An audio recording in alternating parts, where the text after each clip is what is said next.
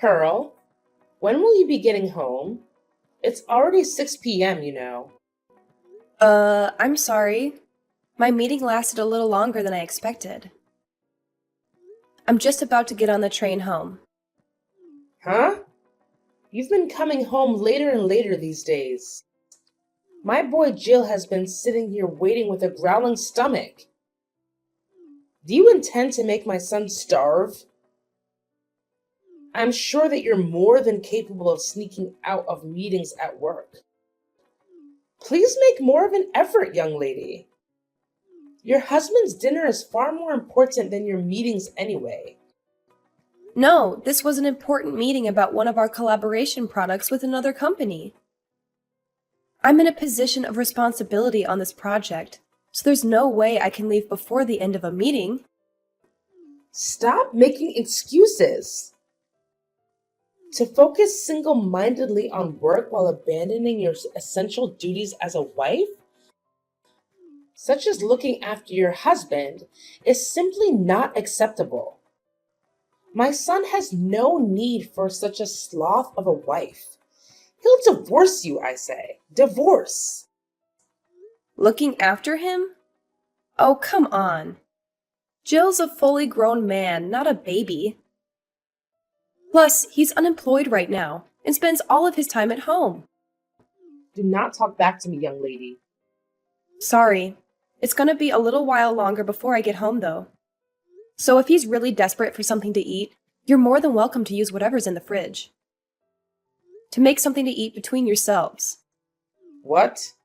Do you seriously intend to make your mother-in-law into some cheap imitation kitchen maid? Have you no shame? I've never heard of such a cheat. I'll have him divorce you if you're not careful. No, I didn't mean that. I'm sorry. Just forget I said anything. We won't be waiting for you any longer. Jill's so hungry. He's going to pass out if he doesn't eat soon. We'll find a sushi restaurant or someplace to eat out tonight, so we won't be needing any supper from the likes of you. Hold on a moment, Mom. I understand you're upset, but let's not jump to conclusions or make threats. It's not fair to bring divorce into the conversation. We can discuss this calmly. Calmly? How can I stay calm when you're proposing something so outrageous? Making your own mother-in-law work as a kitchen maid is disrespectful to say the least. I'm your family, not hired help. I apologize if it came across that way, Mom. It was never my intention to disrespect anyone. I was merely suggesting that you could lend a hand in the kitchen, not take on the role of a maid. I understand that family dynamics can be sensitive, and I didn't mean to offend you. Well, it certainly sounded like you were suggesting something demeaning. But let's put that aside for now. We need to focus on Jill's hunger. He's feeling really weak, and we can't afford to wait any longer. I understand the urgency, Mom, but as you can see, Jill is a grown man now, so he could of course handle his own meal. You shouldn't have to worry about him that much. Oh, trust me, Pearl. I'm well aware that Jill is a grown man. But as his mother, it's only natural for me to be concerned about his well-being. I've been taking care of him since he was a baby, after all. Well, Mom, I think it's time to let go a little. Jill is perfectly capable of taking care of himself. He doesn't need to be coddled or worried over every minute of the day. Coddled? Worried over? Oh, please, Pearl. It's called being a loving and caring mother. I'm not smothering him. I'm simply looking out for his best interests. And honestly, I would expect you, as his spouse, to understand and respect that. I do understand, Mom, but sometimes your concern can be a bit overbearing. Jill is an adult, and he deserves the freedom to make his own choices and decisions, even when it comes to something as simple as a meal. What the hell are you talking about? How dare you talk about your husband like that? It's your responsibility to take care of your husband, but now I'm doing it for you. Actually, you would certainly have to thank me for that, don't you think? Mom, we are adults. We could look after ourselves. Could you please stop intervening in our life? It's just inconvenient. Oh, good grief! You really are a failure of a wife. My son picked this short straw with you, didn't he? I'll have him divorce you before long. I mean it. Jill, are you there? You got a minute? What is it? I was just about to go to sleep. Besides, if you want to say something, why not just come and talk to me? Why do you need to send messages when we're in the same house? But if I come to speak to you, your mom will probably overhear us. Anyway, it's about your mother. Is there no way we can live separately? This arrangement with the three of us is just not working. What? For God's sake. You're not going on about my mom again, are you? To tell the truth, Jill, I'm extremely stressed. I agreed to have her live with us because I felt bad about her being lonely after your dad passed away.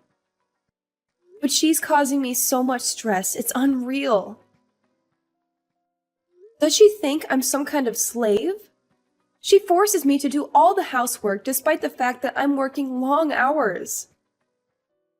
Not only that, but she barely ever lifts a finger herself. If there's ever anything she doesn't like, even just a little bit, she immediately brings up divorce and threatens to make you end the marriage with me. What's more, despite the fact she makes absolutely no money and contributes nothing to the household finances, she goes out to restaurants on lavish spending sprees, always bringing home bags of frivolous junk. There's no other way to put it, Jill. I've reached my limit, and I can't take it anymore. What can I do? You can complain about her as much as you like. But she doesn't have anywhere else to go. She sold the family home when my dad died. We're the ones who took her in. I could hardly send her packing now, can I? The only money she has to her name is her pension. So when she says she can't afford to contribute, she's not lying. Plus, without my dad, she's super lonely. Surely, it wouldn't hurt to indulge her selfishness, just a little bit every now and then. This goes beyond the level of mere selfishness. She sneers and barks orders at me, tells me I'm not fit to eat in the same room as her, and forces me to eat nothing but leftovers. Demands that you, being the husband, must always be the first to use the bathtub, while she, being the all-important mother-in-law, uses it second. Then when my turn finally does come around, there are even times where she lets the water out before I can get in. For some strange reason, she constantly gives me midnight sermons on how a wife should act. So I can't even sleep half the time because of her incessant preaching. Since she moved in with us a year ago, I lost 10 kilograms from not eating properly due to all the stress. This is malicious bullying, plain and simple. It's a miracle I managed to tolerate her this long, and the only reason I did is because she's your mom. But I'm sick of being treated like I'm not even human. I've reached my limit. Please, Jill, have her move somewhere else. Maybe an apartment or a shared house or something, I don't know. Just anywhere but here. If that's impossible, at the very least, could you please tell her to stop treating me this way? If you don't do something, I'm going to lose it. Fine, she's woman. I get it. I'll mention it at some point if I remember. Anyway, more importantly, I need $300. What? $300? What are you going to use it for? Travel expenses. I'm looking for work right now, so I need money for bus fares and trains and stuff. What? But I gave you money for travel expenses not that long ago. You get $150 a month for that already. That's a pocket change. I already use it all. Get a real woman. $150 just doesn't cover it. Give me $300. Wait, you're... No way! Are you visiting casinos again? What? Come on, it's not like it's a problem. I don't go very often, and I hardly spend anything when I do. It's a way for me to let off steam after the hours I spent job hunting. You haven't forgotten that you lost your last job? Because you got caught sneaking out of the office and visiting casinos when you were supposed to be working, have you? You got on your knees and swore you'd never visit a casino again, Jill. You swore! In spite of that, you're at it again. And this time you're blowing the money that I give you on travel expenses on the slots. If that's where it's going, you'll never get another cent out of me. Oh, give it a rest, woman. You're like a broken record. Nag, nag, nag. It's up to me how I spend my time. Are you seeing a ban from relaxing to take my mind off the stress of trying to find a job now? Who gave you the authority to do that? The only thing you're good for is bringing in money anyway. If you can't even toss me a few dollars when I'm in a pinch, then what the hell do you bring to the table? What? What does that mean? The only reason I have to work like a dog now is because you got fired for acting like a moron. Job hunting? Give me a break. All you do is laze around on the sofa like a sack of potatoes. Then you have the nerve to spend the money I give you for getting around town on the slots? You have no right to be angry with me. Oh, just bought on it already. Nag, nag, nag. You think you're so much better than me just because you happen to have a job, don't you? Screw this. I'm going to sleep. No, you can't. Just get up and talk to me. I'm not finished. Jill? Jill! Excuse me, Pearl. Answer me. What is it? I'm at work right now. I hear you've been complaining to Jill again. Giving him a hard time because he's struggling to find work. How dare you go whining to him behind my back? You really are a spiteful, underhanded cretin of a woman. What? One thing you don't seem to understand about my son is that he's recharging his batteries right now. He's simply depressed because things didn't work out at his last company. Any normal wife would be trying to make her husband feel better right now. But far from it, you're actually going on the attack. You're atrocious. You're a devil, I tell you. A devil. There's nothing for it but divorce. The fact that you're messaging me like this now must mean that Jill just woke up from his hibernation on the sofa. And told you about the conversation I had yesterday, right? I bet he told you about what I had said about him finding a job and nothing else. Am I right? Ugh, I give up.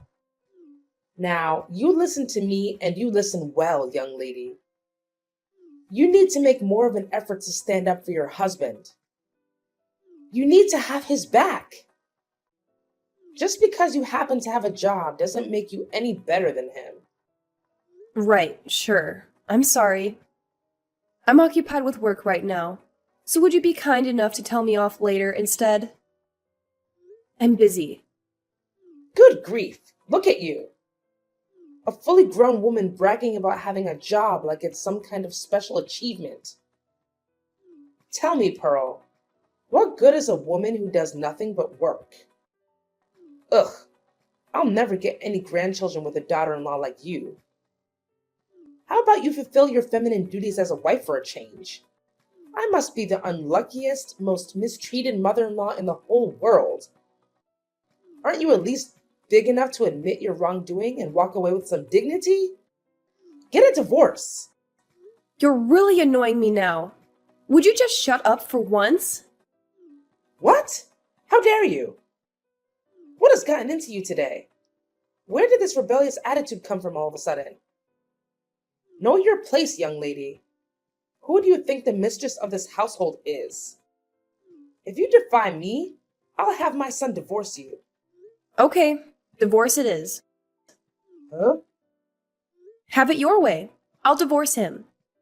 It's not like I particularly enjoy being married to an unemployed leech anyway. Nor do I take any great pleasure in having to live with his parasitic, megalomaniac old hag of a mother. I'm tossing that egotistical, jobless douchebag in the gutter where he belongs. I'll divorce him then. Let's do it. I'm ready. Wait, what's gotten into you, Pearl? Is this some kind of joke? Are you being serious? You actually go through with it? You see, the thing is, you should have known that there was a limit to how much of your crap I was willing to tolerate. What?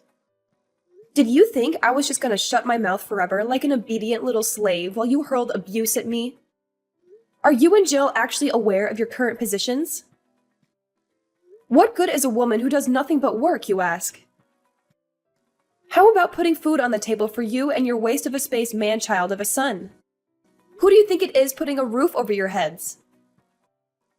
Who do you think it is who's looking after you and enabling your lazy deadbeat lifestyles? Go on, think about it. This one's really easy. Well? Oh my god, Pearl. What's gotten into you? This isn't like you at all. It's not that something's gotten into me. It's that you think you can manipulate and take advantage of me and my kindness. Ask yourself, do you think I enjoy feeding, clothing, and providing shelter for a malicious, bullying old hag of a mother-in-law? The only reason I reluctantly agreed to you living here in the first place was due to my mercy and kindness. Because I felt bad about you living all on your own after your husband died. And this is how you repay me? By walking around like you own the place and treating me like your slave? Then you have the nerve to threaten me with divorce when you don't get your own way? Do you have any awareness of how arrogant and shameless your behavior is?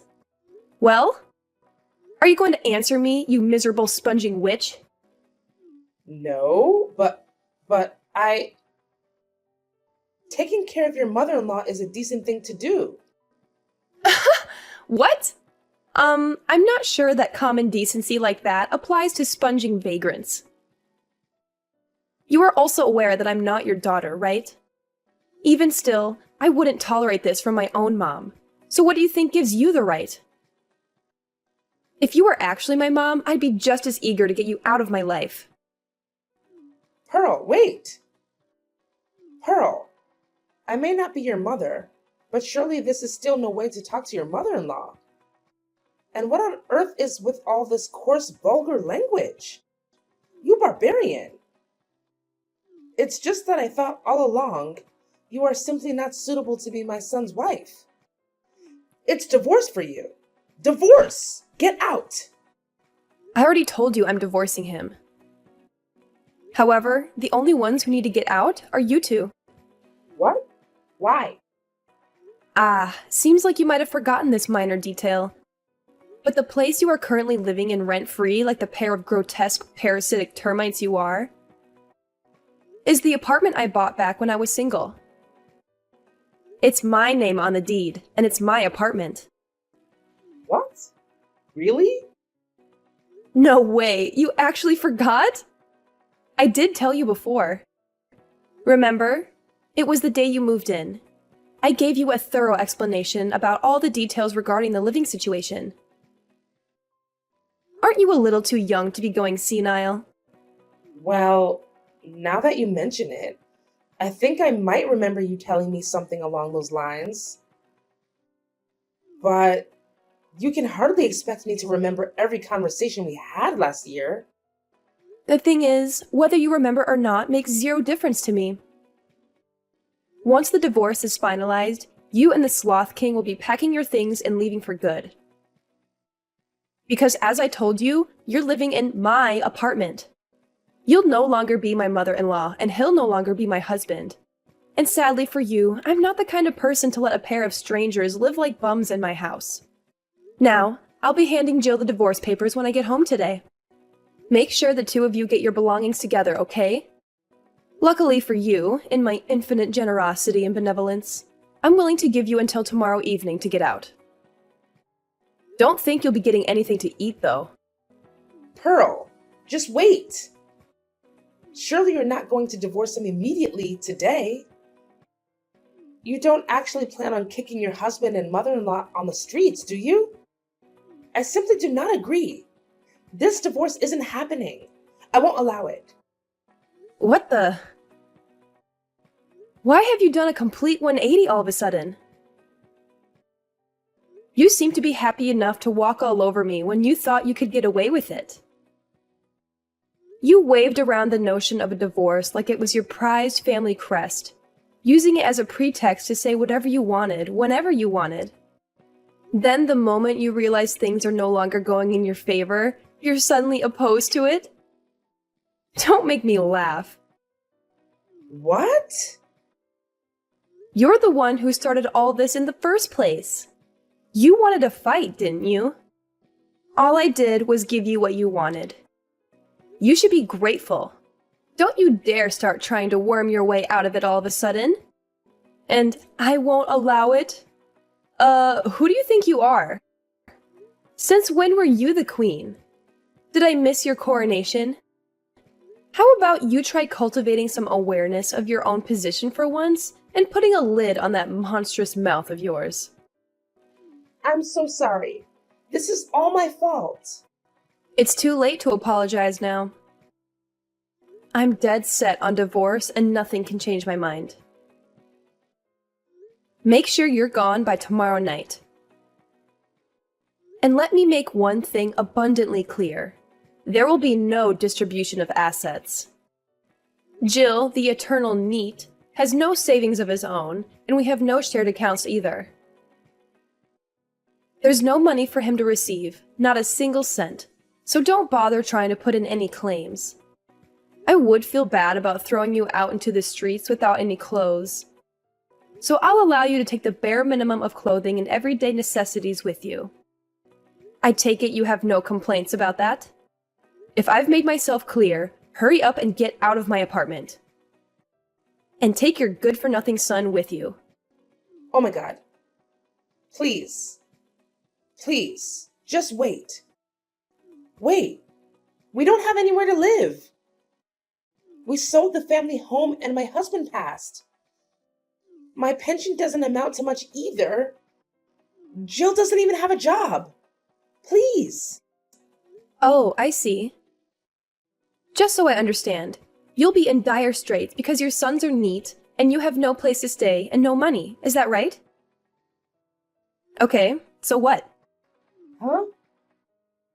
That's not my problem. The fact that your son's a NEET, or that you have nowhere to stay, or that you have no money. Yeah, none of these things are my fault. If you're struggling for money, you could always have Jill earn you both a living on the slots. And why can't you find a job? If you've got the energy to bully your daughter-in-law 24/7, then holding down a job shouldn't be a problem. I saw a local supermarket was recruiting the other day. Do that. Oh my God. God's not going to help you now. Nor is playing the victim. And I mean, please, is this really any way for a fully grown woman to behave? If you don't have any money, then you work. Surely you at least understand that. You're not a child. Why? Why are you doing this? I think you know full well why. Because you defy the mistress of this household. When I got home from work that evening, I was met at the door by Jill and his mother-in-law on their knees. They begged and pleaded in unison, "We're sorry for the way we behaved." But I shook them off and said, "If you've got time to be groveling on the floor, you've got time to get your things together." For the first time in what felt like forever, I made some food just for myself and was able to take a bath at a leisurely pace when I felt like it for a change. Then I retired to my bedroom, locked the door, put in some earplugs, and slept like a baby. The next day, the pair of them were desperately trying to butter me up by dashing around the house, making breakfast, and cleaning up. Then they got back on their knees and begged me once again, "Please rethink the divorce. I swear I'll never set foot in a casino again." My response was to hand them the divorce papers and some bags full of their stuff. After which, I threatened to take them to court if they didn't sign the papers and get out by the end of the day. Jill panicked, reluctantly signed the papers, and left, taking his mother-in-law with him. With that, I was officially freed of the termite infestation plaguing my house before the day was up. I was so happy about being freed from my in-law-induced slavery that I raised a toast and celebrated in lavish style. The pair of them moved into a scruffy 70-year-old apartment, which they somehow paid the rent on by scraping together what was left of Jill's mom's pension and Social Security money. Apparently, Jill finally started looking for work in earnest, and his mom got a part-time job at the supermarket. However, Jill's efforts didn't amount to anything, and he was constantly chided by his mom. "Why are you forcing your aged mother to work?" They got into thunderous shouting matches every day, and the neighbors, at their wits' end, started phoning in complaints. As things stand, it looks like they're on the verge of being kicked out. Again! They really are a pair of